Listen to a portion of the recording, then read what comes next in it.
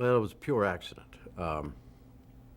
I was city editor of the Times-Herald. I had written a novel called Viva Max. It was made into a movie starring Peter Ustinov and Jonathan Winters and other great people. And it's complicated, but Kate and I ended up getting $45,000 for the movie rights. And the way they did it, which was terrific, it was a percentage of the budget of the movie. If they were able to raise the kid who wanted to make the movie didn't have any money. He said, "You give me a free option, and I will give you a percentage of the budget of the movie, not geared to whether it makes a profit, because when they do it geared to the profit, you never see a dime." So he said up to $50,000. So he was able to take the option, and he got the thing funded, and he made the movie. And so, and the $5,000 went to an agent. So we ended up with $45,000. Kate said, "Hey," and I said, we both said it together, because I was working from 5 in the morning to 7 at night, 5.5, 6 days a week. And this is what I always wanted to do, is write anyhow. So we took the money and I quit. And to write full time, to write novels full time. A guy named Bob Wilson, who was the manager of the public television station, KERA, Channel 13 Dallas, called me. I'd met him once.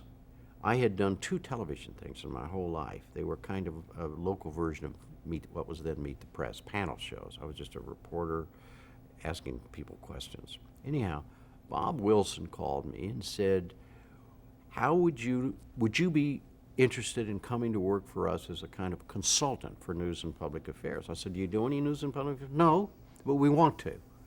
And you work 2 days a week, and I thought, my goodness, terrific. So I took the job. And then before he even showed up for the job, Wilson says, "Look, there's an experimental news program out in San Francisco on KQED, which is the public television station.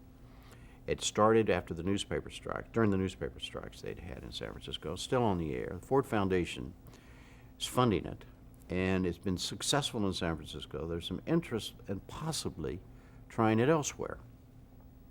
Let's go out there and look at it." I said, "Okay, fine." I hadn't been to San Francisco since I've been in the Marine Corps, so I sure went to San Francisco. Spent a couple days with these guys. And then we went back, and I wrote a proposal to the Ford Foundation for a $500,000 grant, and for a nightly news program. Lo and behold, they gave us the money. And there was seed money from Sam Wiley Foundation. Sam Wiley, who was a businessman in Dallas. Why was television now appealing to you? Well, it was public television for one thing.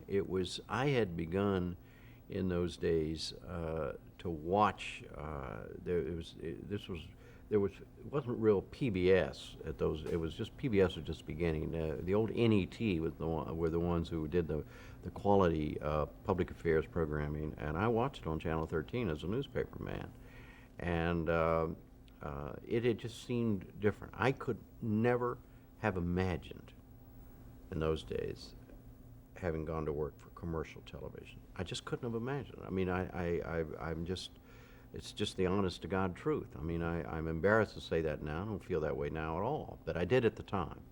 And it for somehow, and I paid a price for this, and because later when I started working with my friend Robert McNeil, we were doing the Watergate hearings in this very studio when you and I are talking in right now, as a matter of fact. And he said to me, after we'd been doing it for a while, he said, "Jim, you've decided to make a career of television, right?" And I said, "Yeah." And he said, "Well, you might want to take a couple of weeks off and learn how to do it."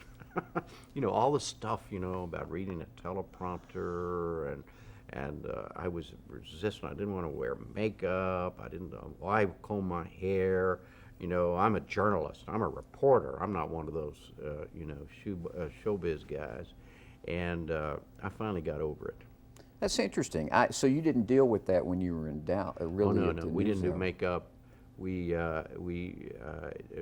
couldn't afford teleprompters, so it was a really lousy looking program, and but it had its merits. But boy, you had to really be interested in the news to watch us.